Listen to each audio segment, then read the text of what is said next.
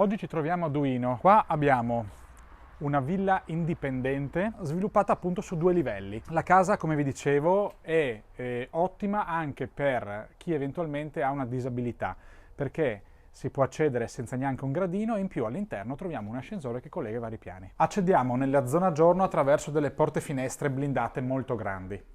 L'ingresso ufficiale però non è questo, si trova da questa parte.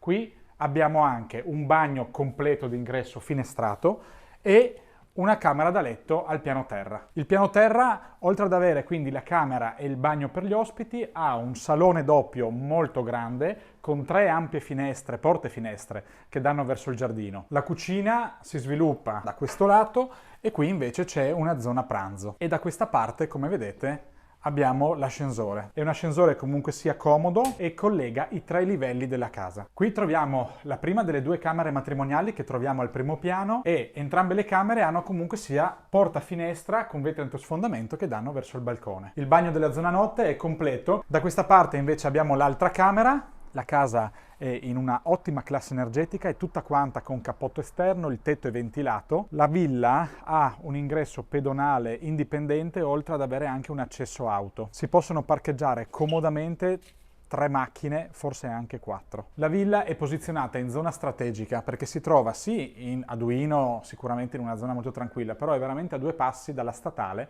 per cui per chi eventualmente lavora o a Trieste o fuori Trieste è sicuramente una posizione molto interessante. La casa è stata recentemente edificata, quindi è tutta quanta completamente con gli impianti a norma. Come vi dicevo, c'è il cappotto e ha un'ottima classe energetica. Qui vediamo appunto i 2 ingressi, abbiamo l'ingresso pedonale e l'ingresso invece carraio e su questo vialetto si possono parcheggiare tranquillamente dalle 3 alle 4 macchine.